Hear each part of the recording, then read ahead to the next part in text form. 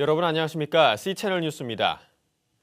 소외된 이웃과 함께 해온 기독교 대한감리회의 광화문 크리스마스가 올해에는 농촌교회와 함께했습니다. 특히 농촌교회를 살리기 위한 매일 100원 모으기 10,000명 성도운동의 시작을 알려 의미를 더했습니다. 이인창 기자의 보도입니다. 2003년 이주 노동자와 함께하는 성탄 예배를 시작으로 11년째 이어져 오고 있는 광화문 크리스마스. 기독교 대한감리회는 해마다 이맘때면 노숙인 장애우, 소아암 환우 등 우리 시대 어려운 환경에 놓인 이웃들을 초청해 희망을 나누는 거리의 성탄 예배를 드려왔습니다. 캐럴 콘서트로 시작된 올해 광화문 크리스마스에는 특별히 농촌교회 목회자와 교인들이 초청돼 함께했습니다. 잇따른 자유무역협정 FTA로 가장 큰 타격을 입고 있는 농촌과 농촌교회를 돌아보자는 취지에서 마련된 자리. 감리교 농촌선교위원장 김기택 감독은 성탄예배 설교에서 농업 인구는 갈수록 줄고 그마저 고령화가 심각해 농촌이 힘을 잃고 있다며 소득이 적은 가족농을 지원해 농촌을 살리고 농촌교회를 살려야 한다며 관심을 요청했습니다. 가족농, 이 소농이 살아야 농촌이 삽니다. 농촌교회가 안정되기 위해서는 농사 짓는 교인, 즉 가족농이 살아야 됩니다. 특히 내년은 유엔 총회가 결의한 가족 농업의 해로 감리교는 이에 때를 맞춰 농촌 선교를 위한 하루 100원 모으기 1만 성도 운동을 전개합니다. 광화문 크리스마스에서는 감리교 여러 기관들이 농촌 선교 훈련원에 후원액을 전달하며 운동의 시작을 본격적으로 알렸습니다. 하루 100원 1만 명 목표가 달성되면 연 3억 6천만 원의 기금이 마련될 수 있으며 기금은 농촌 선교 훈련원을 통해 가족농 지원 사업, 농촌 선교와 교육 프로젝트 개발, 장학 사업, 도농 직거래 유통망 구축 등에 사용될 계획입니다. 목표액이 아니라 사람이 목표입니다. 10,000명이 같이 하자. 하루에 100원씩 모아주는 기도하는 성도들 10,000명이 있으면은 농촌교회가 서로 손을 잡고 같이 나갈 수 있다고 생각합니다. 이날 행사에서는 하루 100원 모으기 1만 성도 운동을 위한 홍보대사로 탤런트 임동진 목사와 이현경 집사를 위촉했습니다. 홍보대사들은 농촌을 살리는 의미 있는 일에 동참하게 돼 기쁘고 감사하다며 더 많은 농촌이 활력을 얻도록 최선을 다하겠다고 각오를 전했습니다. 아니 100만, 1000만도 될 수 있지 않을까 하는 생각이 들었었습니다. 그래서 좀 일조를 하고 뭔가 조그만 힘이지만 농촌 살리는, 농어촌 교회를 살리는 이런 일에 성탄 예배 참석자들은 국가의 근본이 되는 농촌과 농촌교회를 위해 기도했습니다. 농촌을 향한 따스한 마음들이 모아져 추운 겨울 농촌의 이웃들에게 전해졌으면 하는 바람입니다. C채널 뉴스 이인창입니다.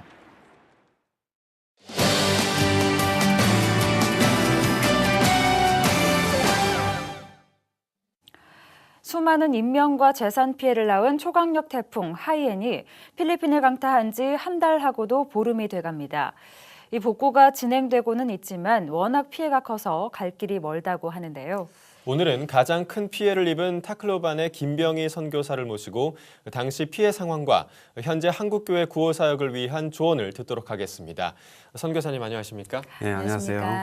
자, 우선 가장 피해가 컸던 타클로반 지역에 대한 이해가 좀 필요할 것 같은데요. 간단하게 설명을 좀 부탁드리겠습니다. 예, 타클로반은 필리핀 중부하고도 맨 동쪽에 있는 사말과 레이떼라는 큰 섬의 중간에 위치해 있습니다. 네. 그래서 굉장히 큰 도시에 속하고 또 그러다 보니까 그 지역 섬들의 주민들이 타클로반에 와서 장을 보기도 하고 또 여러 도시의 학생들이 타클로반에 와서 유학을 하기도 하고 하는 행정 중심 도시고 교육 중심 도시입니다. 네, 이 태풍 하이엔을 이 현지어로 욜란다라고 한다고 들었는데요. 이 태풍이 발생했을 당시 상황이 얼마나 급박했습니까? 사실 필리핀은 평소에도 태풍이 잦은 나라 중에 하나죠. 네. 그래서인지 몰라도 태풍이 처음 초강력 태풍이 올라온다고 했을 때 지역 주민들조차 그렇게 큰 동요가 없었습니다. 사실 좀 큰 태풍 정도 하나 올라온다라고 생각했던지 지역 주민들도 별 동료가 없었고 또 지역에서 오래 사시던 노인분들도 대피 없이 그냥 집안에서 대피하는 그런 상황이었습니다. 그렇지만 태풍이 막상 상륙했을 때는 예보했던 것보다도 거의 2배 가까이 강도가 커져서 상륙했습니다. 막상 상륙했을 때는 더 이상 어떤 조치를 취하거나 피난을 가거나 할 수 없을 정도로 태풍이 강력했습니다. 네. 그 말씀하신 것처럼 태풍의 위력이 정말 컸는데요. 네. 이 때문에 타클로반에서 인명 피해가 조금 컸던 것 같습니다. 네. 이 현재 복구는 어느 정도 이루어진 상태입니까?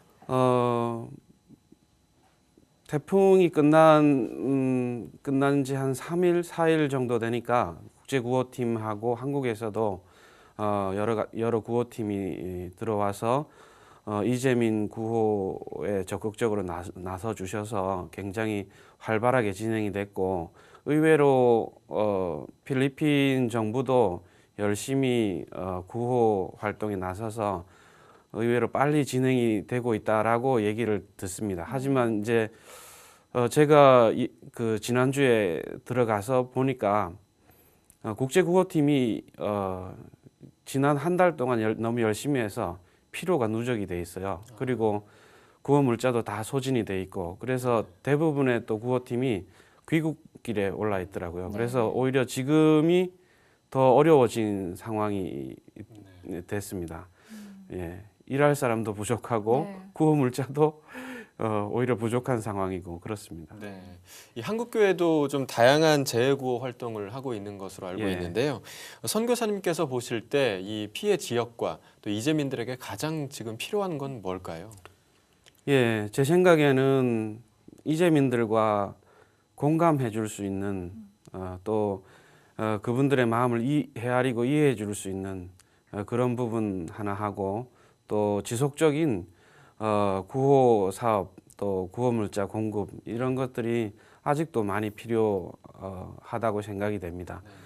지난주에 보니까 이재민들 대부분이 직업을 잃었어요. 예, 평소에 생업을 종사하시던 분들이 전혀 이제 직업이 없어진 거예요. 그러니까 생업을 위해서 뭐 할 수 있는 일도 사라졌고 집도 없고 의류도 없고 생산 기반이 전혀 다 소실돼 있는 상태여서 향후 한 6개월 정도는 지속적으로 구호 사업이 필요한 상태입니다. 그리고 저희들이 지난주에 의료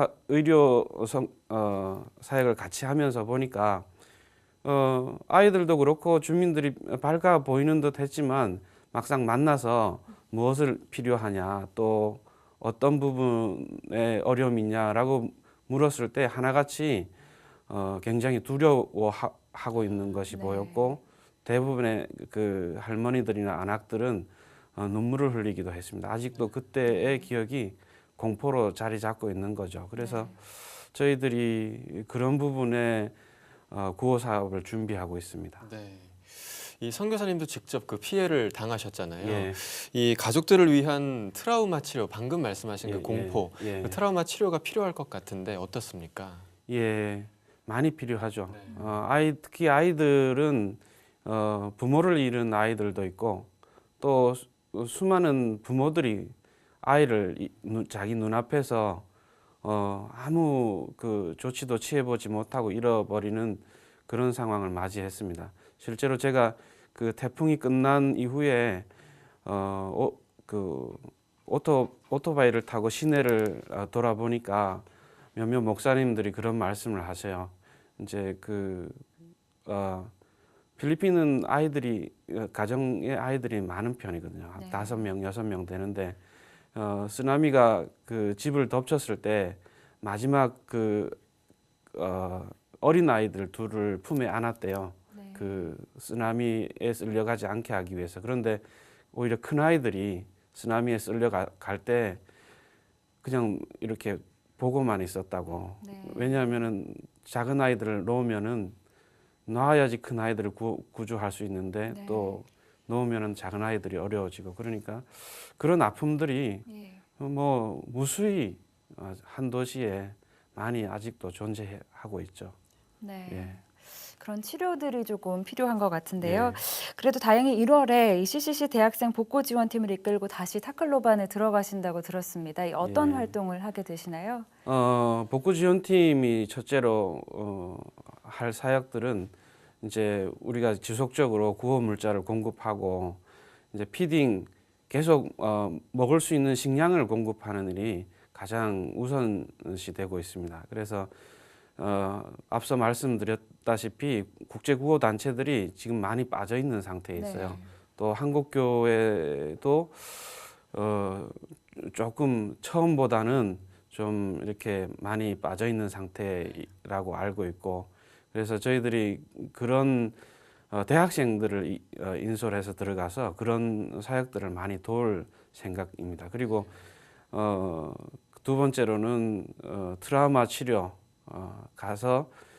가게 되면은 주민들을 가가호 방문하면서 방문 기도를 사연들을 듣고 같이 기도해주고 태풍 당시에 하나님이 당신들과 함께 하셨습니다. 당신들은 결코 외롭지도 또 않고 않을 뿐만 아니라 하나님이 버려두시지 않을 것입니다 하는 확신을 주면서 격려해 주는 것하고, 또 차일드 케어 프로그램을 같이 할 생각입니다. 아이들하고 대학생들이 같이 놀아주고 또 축구도 하고 농구도 하면서 또 연날내기 같은 거 하면서 아이들이 이렇게 마음이 한국에서 온 언니 오빠들이 우리의 아픔을 이해하고 있구나, 그리고 우리를 격려해 주려고 이렇게 먼 곳까지 와줬구나 하는 안심이 들 수 있도록 그런 프로그램도 준비하고 있고, 또 뭐 프리허그나 또 프리런치, 그래 대학가를 중심으로 우리가 준비해간 어떤 햄버거나 이런 걸 많이 준비해 놓고 무료로 와서 네. 공짜로 먹을 수 있도록 대학생들이 그런 프로그램도 준비하고 있습니다. 네.